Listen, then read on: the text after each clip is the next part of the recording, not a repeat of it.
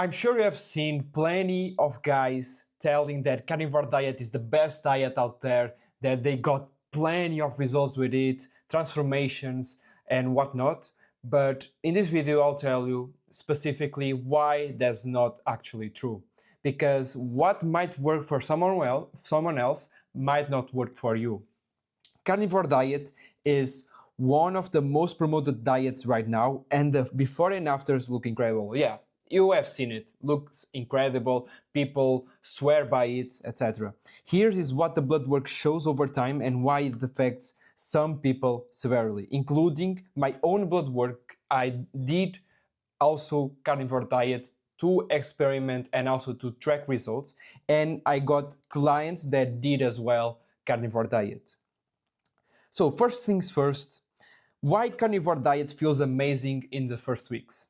Because removing processed food and refined carbohydrates is generally anti-inflammatory. That part is amazing. You replace everything that you are eating right now, whether it's good or bad, and replacing with just whole foods, majority meat and fat. But that will remove the ultra-processed foods from your old diet. And that is what makes it anti-inflammatory. High protein intake creates also natural satiety and reduced caloric intake without tolerating restriction. And that is because overweight people or people that want to lose fat or lose weight, they go to carnivore diet and get results with it because it's such a high protein intake every day that they get natural satiety. But that is not purely from carnivore diet itself. It's just from the high protein intake, which is great. Then inflammation drops, mental clarity improves, and early fat loss happens. These effects are real. They are just not caused by eating meat specifically.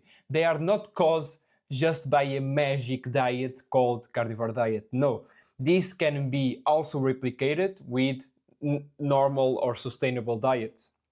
Now let's start. What carnivore removes from your body? The first thing and the first problem is dietary fiber, essential for gut bacteria diversity and digestive function. I will show you later a report of these gut health tests, but essentially carnivore diet doesn't have any fiber in it. You don't eat vegetables, you don't eat fruits, you don't eat complex carbs, which all have fiber. These you can see complex carbs is the best carbs out there. This is not that great, and this is just to remove. But you can see that there's no fiber. Then also plant-based micronutrients that animal products do not contain. Simple. Dried fruits, avocado, for example. These foods are not in carnivore diet, and you are losing some essential micronutrients that you should get in your body. Then also complex carbohydrates that regulate insulin production. If you don't get complex carbohydrates, your insulin will be low, which is not good. You need to be in optimal ranges of insulin, and having levels of insulin that low can be damaging for your body. And then also fermentable substrates that feed the beneficial bacteria your gut depends on. There's hundreds of thousands of bacteria in your microbiome. We need to fool them. It needs to get going and needs to get the good bacteria and remove the bad bacteria. And if you are in carnivore diet, you are not giving the fuel for the good bacteria, which are fiber, complex carbs, and other micronutrients. So that's the actual problem in carnivore diet. So now let's talk about specifically about your gut microbiome. First is gut bacteria starve without fiber and complex carbohydrates, as I explained now, within weeks on strict carnivore. Microbiome diversity collapse and the species that process plant foods completely disappear. Then when you reintroduce fiber or carbohydrates, the gut has no bacteria to process them. This is a huge problem when I have clients that did carnivore for years before going to our program. They told us, yeah, but I feel great in carnivore. I feel 3, 4, 5 years in carnivore feels great.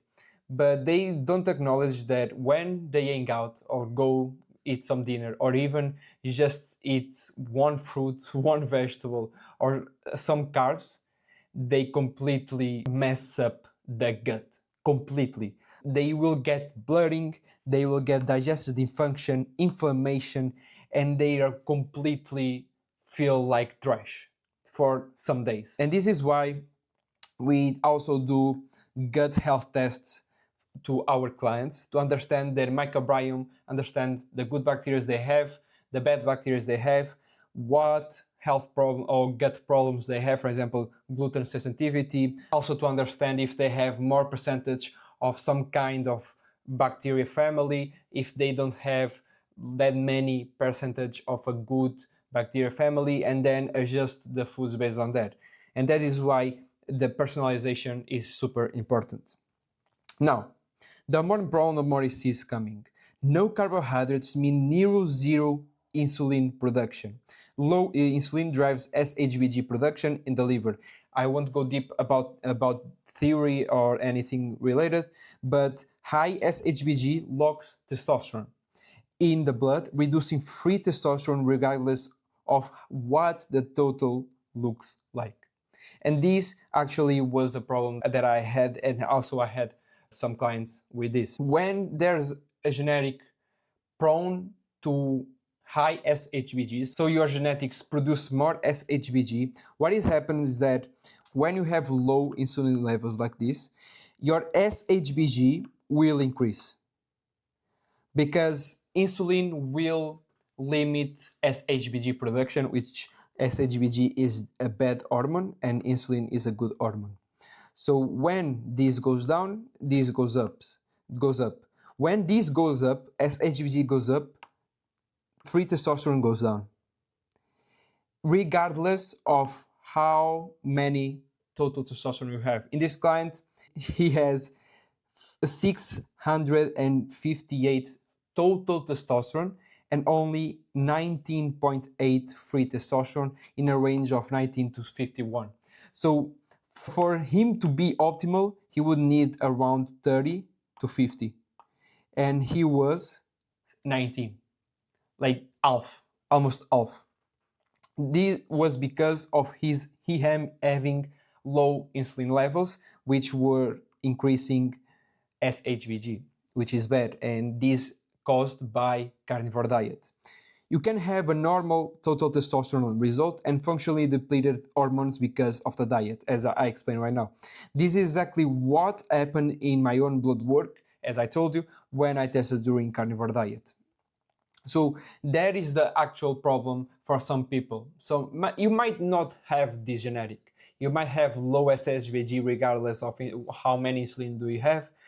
It depends person to person, and that's why understanding each individual by his genetics, his health data, his tests, his everything, and then relate to lifestyle habits and to their diet, etc., is the best approach. Is not following generic advice, not following generic diet as you see, oh, I will follow carnivore diet just because someone told me that it's amazing. That's not the goal. You need to really understand this. So the genetics factor. Some people, as I'm telling you right now, have genetics that handle carnivore without SPG consequence, as I told you. Most people do not know their genetic profile or baseline SHBG before starting. This is crucial. You need to get this tested.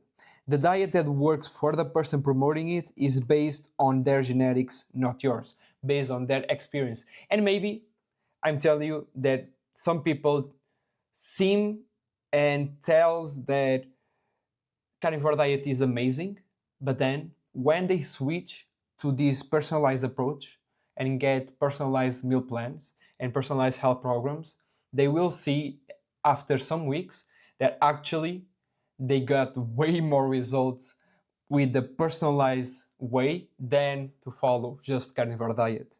And you need to also understand this, which is crucial. So following it without testing first is gambling with your hormone baseline. And this is what we do to all the clients in the personalized plans and health optimization. We do onboarding forms, weekly forms. We have a whole Asana dashboard to track and also get the action items for the client and then get feedback back and forth. VO2 max, gut health, as I told you previously, DEXA scans to see body composition and maintenance calories, all that stuff, blood work, full panels, 150 markers that we do for blood work, and also Whoop data and for sleep, for heart rate variability, resting heart rate. As you can see, we give a Whoop band to all our clients so we can analyze every day their metrics. And then after getting all this data, we will build the health program, including the meal plans, including what foods they can eat and not eat, and then optimizing their diet based on their health data, not based on generic diets or generic advice. So what to do instead? First, as I just told you, test before you change anything. Blood work, gut health test, DEXA scan to understand your actually starting point. Do these tests. Do everything. Then build your nutrition around what your markers show, not around what the trend says. Analyze and then relate everything and then see what you can eat or not. And a rule of thumb for some macros is for protein is 2 grams per kilo of body weight or 1 gram per pound of body weight. This might depend person to person again, but in a rule of thumb, protein is around that daily and is essential. And then fat is around 0.4 per pound of body weight grams of fat or 0.9 per kilo. And everything else depends on your specific biology. If you want to increase muscle mass, you need to have more carbohydrate, needs to have more calories. If you want to lose fat, you need to have less calories and less carbohydrates. Then it depends again, complex carbs, the fiber, it depends based on your gut health tests or not, and you just see the correlation there. So there's the personalization gap. The carnivore debate is a distraction from the real question. The question is never which diet is best. Never. It is what does your body specifically need. What your body needs. If you don't test, you don't know what your body needs. You are just guessing. That requires your data, no trends, and not other people's before and afters. If you see that this is super complex, if you don't have the time or you want to delegate this part, you can book a call with me, first link in the description. I will analyze your situation, I will analyze your problems and what you want to optimize based on if it's health, if it's performance day to day. We'll see, and then we will work together and analyze everything, do all these medical tests that I just show you right here, and then we'll build the personalized health plan just for you to get the best results possible. So that's for this video. If you enjoyed this video, leave a like and subscribe for more.